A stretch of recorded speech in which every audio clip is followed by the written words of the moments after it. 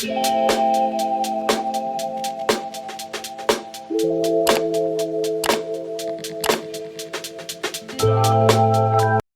and welcome back to my channel. My name is Kaitlin and today I'm going to be talking about all of the books I read in 2022. I managed to read 21 books and I want to recap them on this channel right here and kind of talk about what my general thoughts and feelings were about these stories and if I would recommend them to other people. Now, I don't want this video to be too long, so I'm not going to give like a really detailed synopsis of the story. So if you want more details on these books instead of just my overall thoughts and feelings, then be sure to check out my podcast Turn Right, because I actually reviewed all of these books over there and I broke that down into 2 separate episodes that are both about 20 minutes long. So that you can see, this video is probably going to be pretty lengthy, but I want to cut to the chase as much as I can. I will also say a little disclaimer. I'm a writer myself and I really respect all artists, all authors, all songwriters, anyone in the creative field, because I know how much guts it takes to do something creative and how hard the creative process actually is from end to end. And so my critiques or criticisms are not personal. They're just more how I felt about the story, and art is subjective. That's a beautiful thing about it. Everyone is going to feel differently. So yeah, I'm just not going to hold back. I'm going to give my true honest feelings, and I know that people tend to get very protective over what they love, and rightfully so. If you really resonate with a certain character or a certain author, and I'm up here saying it's not my favorite and I didn't resonate with it because of XYZ, your own opinion is totally valid and I would love to hear from you in the comment section, but just be nice about it. You don't have to shut down someone else's opinion just because you disagree. So let's go ahead and jump into this video. I did take some notes here on my phone just so I would remember everything, but the first book I read in 2022 was My Dark Vanessa by Kate Elizabeth Russell. This was excellent. It started off the year super strong for me. I loved the storyline. I could very easily empathize with Vanessa. The story is so tragic. She is this young woman, goes away to boarding school. She has a fight with her best friend and she's very vulnerable and alone at this school, and so whenever her English teacher begins making advances towards her, she doesn't recognize it for what it truly is. They fall into this romantic yet creepy relationship, and the novel is about that relationship and the toll it takes on her throughout her life. And it's really sad. It really opens up your eyes to being groomed and to child abuse, sexual abuse, and it's really sad. But the author just tells a really beautiful story with it, great writing, and I definitely recommend that one. The next book I read was The Maid by Nita Prose. This was everything that I wanted in a cozy mystery. I was rooting for the protagonist, Molly Gray, right from the get-go. She was such an inspiring and uplifting character. Molly works at this hotel and she said she's so proud to be a maid, and whenever she walks into the hotel, it's like Dorothy walking into the Wizard of Oz, and I thought that was a great line. And essentially she's also being set up by a man at the hotel who's pretending to be her love interest, and he's setting her up for this murder that takes place at the hotel. So there's lots of twists and turns and you can really root for Molly as a character. I'd probably give this book 4.5 stars out of 5 and definitely recommend. Next, I read Beach Read by Emily Henry. I was a huge fan of People Meet on Vacation.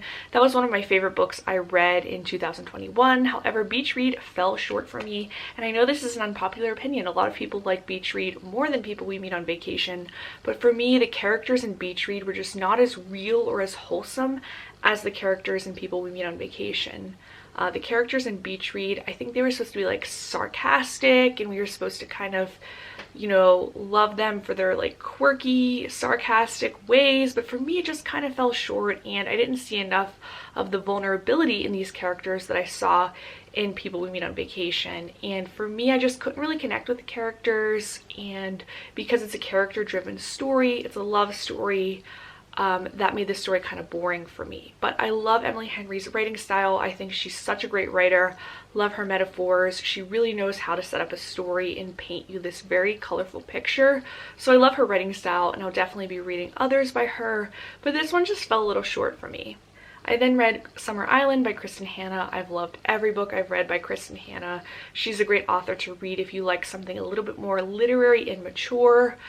Summer Island is very intriguing to me. It was set in Seattle. I visited Seattle in 2021, so I was really intrigued to read a book about Seattle. I haven't read too many books with the setting being in Seattle, so that was something that initially drew me to this story. But basically the story is about this woman, Nora. She's a radio host and she's being canceled for having an affair. She has this radio program about wholesome love advice, and people are like, whoa, like you're not who we thought you were. And so she goes back to her summer home, tries to reunite with some of her estranged children, and also their family friend Eric, who's dying of cancer. And it's a really interesting story about how all of their lives are woven together. The ending will definitely make you cry. I then read The Couple Next Door by Sherry Lapina. Excellent thriller, so quickly paced, you know, no superfluous details, just go, go, go, go, go, plot driven. Oh, it was so juicy. I found this book on TikTok. That's where I find a lot of my recommendations, on TikTok or from booktubers, or Kenzie Elizabeth. She gives a lot of great recommendations. But The Couple Next Door was definitely a smashing success for me. Essentially, the plot is a couple leaves their baby at home to go to this party next door. Their babysitter cancels, so because it's just next door, they keep coming back like every hour or so to check on their baby, and then poof, the baby goes missing. And who did it? And the story is very juicy. Definitely recommend. Next, I read probably my least favorite book of the year, Everyone in This Room Will Someday Be Dead. It gave me a lot of anxiety because it has all this talk about death. There's also a lot of talking about religion, kind of in a derogatory way, and for me it was just not something that I vibed with. I did think the author had a sort of similar writing style to John Green, which I appreciated, but overall this book was just really not for me. I then read The Golden Couple by Greer Hendricks and Sarah Pekkanen. This was an okay thriller for me, probably 3.5 out of 5 stars. I think it started out strong and ended strong, but it was a little bit too long, and I think it kind of dragged in the middle. But the story has a very interesting protagonist, Avery. She's very confident, which I think is rare that we see a very confident protagonist, and she's a psychiatrist, and she has very unconventional methods for treating her patients. And she's tasked with treating this perfect couple, Melissa and Matthew, who've been having some relationship problems. And of course, there's like a lot of other twists in the story, and we get Avery's perspective, we get Marissa's perspective, and the story kind of flips and flops, and that's kind of what makes it intriguing, getting insight into the different characters' heads. I also did like the plot line with like Big Pharma coming after Avery. I thought that was interesting and not something I had seen in any other books. I then read One Italian Summer by Rebecca Serle, and I loved In 5 Years by Rebecca Serle, but One Italian Summer fell pretty flat for me. It took me like a month and a half to read. Granted, I was traveling a bit during this time, but it just didn't captivate me like In 5 Years. I found the protagonist kind of unlikable, and really the only plot was just centered around how the protagonist identifies with her mother, and there's like almost no other story to the novel, which I think made it kind of boring. So the protagonist travels to the Amalfi Coast. She was supposed to travel there with her mother, but her mother unfortunately passes away, so she decides to go on the trip on her own, and there's kind of this weird flashback, same kind of thing as in 5 Years, if you've read that one. And she goes back in time, sees her mother's past, and finds out her mother wasn't really who she thought she was. The 9th book I read was Midnight Dunes by Laura Griffin. This was a really cute, cozy mystery. I liked it. Definitely a little bit of a predictable plot, but the characters were very likable, and that made me enjoy the story. I then read One True Loves by Taylor Jenkins Reid. Taylor Jenkins Reid is probably my favorite modern day author. I've loved every one of her stories, and this one was no exception. It's definitely less flashy than some of her other books, but it still has that very true Taylor Jenkins Reid characterization and writing style. So if you like that kind of style that Malibu Rising and Seven Husbands of Evelyn Hugo was, then you should check this book out for sure, because I know it's not quite as popular, but the protagonist is forced to choose between her past lover and her future, and each one kind of represents a different part of her personality. I then read Every Summer After by Carly Fortune. This was one of my top books of the year. I don't always love romances, but I loved this romance. I just love the characters. I thought they were so well done. Something that I liked right off the bat was the protagonist was with her ex-boyfriend, and to kind of show how presumptuous her ex-boyfriend was, the author says, Sebastian, who reads a Times article that spritzes her over and asks the waitress about the wine on the menu. So just like little things like that. I like love great lines like that really reveal a lot, pack a lot into one sentence. But I also love the characters. I thought the backstories were interesting and well explored, and made me empathize with the characters and want to keep hanging on to you know, everything that was happening. I've heard some people criticize this story for the ending not being realistic. I honestly didn't mind it. I think that kind of a story does call for like a feel-good ending, so I had no issues with that. I then read The Handmaid's Tale by Margaret Atwood. I always try to read at least one piece of classic literature every year. I don't know what took me so long to read this book. I loved it. It was such a great dystopian, so scary about, you know, everything that she predicts in the book and how some of those things are already happening today. It's crazy. You know, if you haven't read this story, you definitely need to. It's a story definitely about women's rights, women empowerment, and the scary things that can happen when the government takes away somebody's rights. I then read Verity by Colleen Hoover. I'm not the biggest Colleen Hoover fan, but I do respect what she has done for literature. I love the fact that she has gotten so many people back into reading, and I think that is so awesome. But for me, some of her stories are like a little bit cheesy and too sexual, too explicit. I did really appreciate how tight of a plot Verity was. It was an intriguing plot, and I like that about the story. I just find like the dialogue and some of the, I think, overemphasis on sexual relations to me just kind of downgrades the quality of the book, and it's just like not my particular style of romance that I really like reading. I feel like I like more of like a quirky romance, kind of more like Emily Henry style books. But with that being said, I do think it was a tight plot, and it was an interesting plot as well. Next I read I'm Glad My Mom Died by Jeanette McCurdy. This was incredible. It was the only nonfiction book I read this year. I didn't even know who Jeanette McCurdy was until I read this story. I was just so intrigued by the title of the book, and a lot of people were talking about it, so I decided to read it.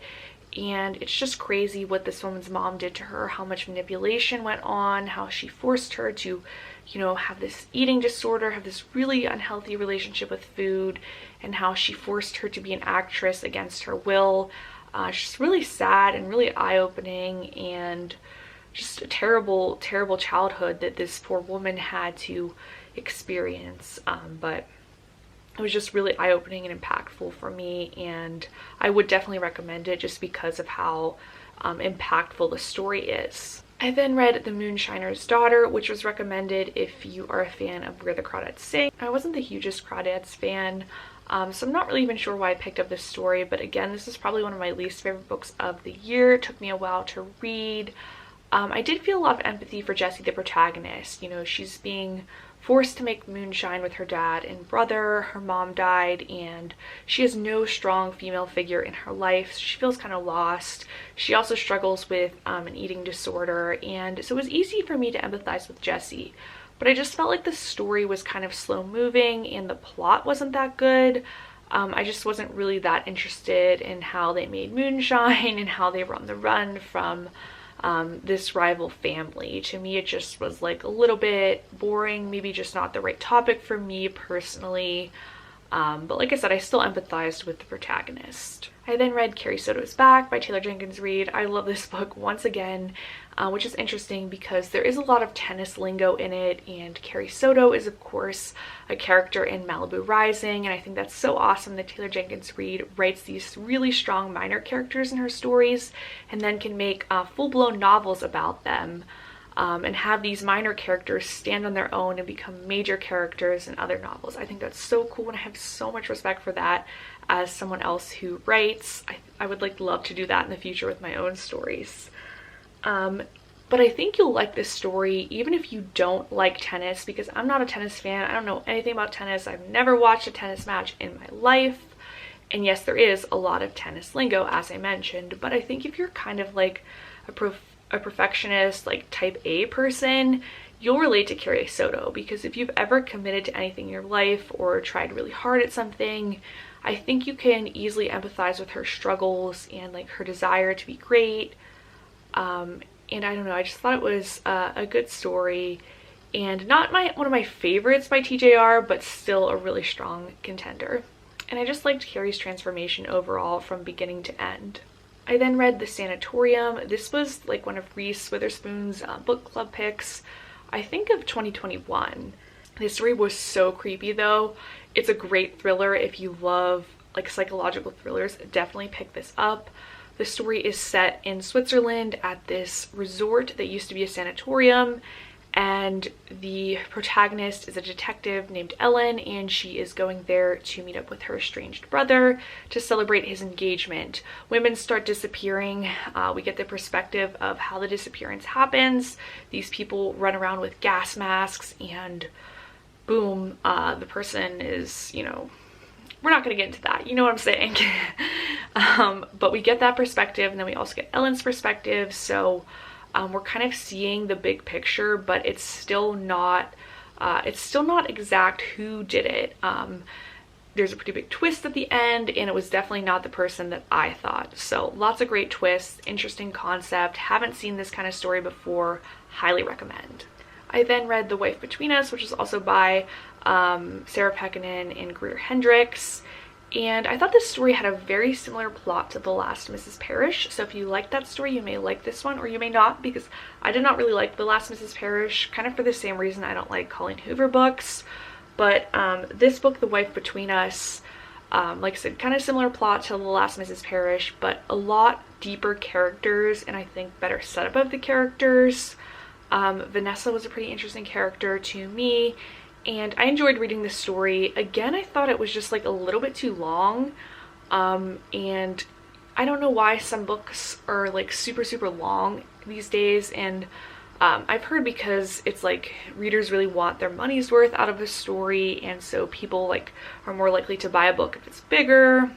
Publishing tactic, I don't know, but for me I was just kind of like, I think the story could have been condensed a little bit, and I think the stakes would have been higher and juicier. I then read Little Secrets by Jennifer Hiller. This was another Kenzie Elizabeth recommendation. This was a crazy good thriller, one of my favorites. Very high stakes story, something I hadn't seen before. And the mother is in Seattle at the public market, and she accidentally lets go of her son's hand. He's like 2 or 3, I think, maybe 4, and he gets kidnapped by someone. And the story is about the mother's grief, her estrangement from her husband during this, her past, and of course finding out what happened to the boy. I will say I did guess correctly who did it, like honestly from the beginning of the book, because as my English teacher always used to say, an author doesn't put something or someone in the story unless it's going to matter later on. So that's my tip of the day if you have a hard time guessing whodunit in stories. I then read The Nightingale by Kristen Hanna. This was the best book I read of the year. Incredible historical fiction piece. I always get kind of nervous whenever I read historical fiction about World War II or the Holocaust, because I've read a lot of real accounts from the Holocaust and World War II, and I think it's really important for survivors and their families to tell their stories. But this story was about the perspective of 2 Catholic French girls living in France during World War II, and it tells their stories, their heroic endeavors, Isabelle and Vienne, and it kind of juxtaposes them. We follow each one of their adventures, and we really see the Nazis' brutality to the French people, which is something I hadn't seen a lot before in either historical fiction or nonfiction accounts. I feel like most of the stories I've read have been from the perspective of Jewish people or Polish people or people living in Germany. So I thought Catholic French Girls was an interesting perspective and kind of a new take on World War II and the Holocaust. So if you've already read a lot of accounts like me, I think The Nightingale is a great book. But if you also haven't read a lot of accounts, I think it's a great book to read too, because you don't need like too much background to understand it.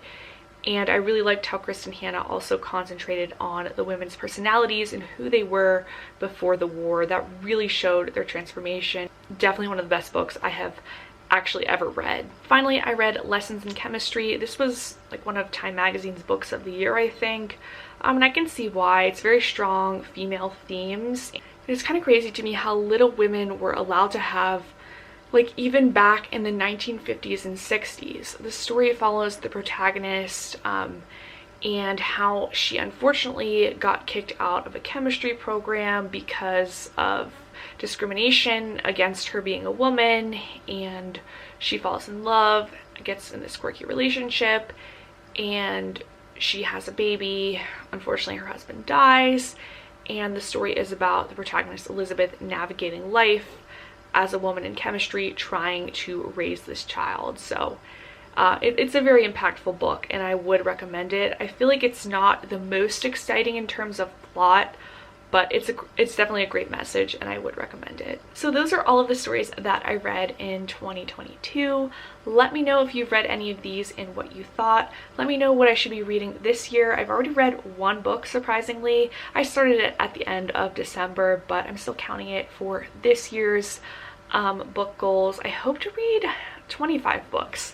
I feel like that's like a little bit pushing it because I don't know, I feel like 21 books was even a little bit hard for me just because I have a pretty busy schedule with work and travel and everything else. But I've always enjoyed reading. I've been a big reader growing up, and I think it's really cool now how reading has kind of gotten popular, and it's kind of like cool to be a reader because it was never cool whenever I liked reading growing up. But anyway, I'm gonna stop rambling. Thanks so much for watching, and I'll see you in my next one. Bye!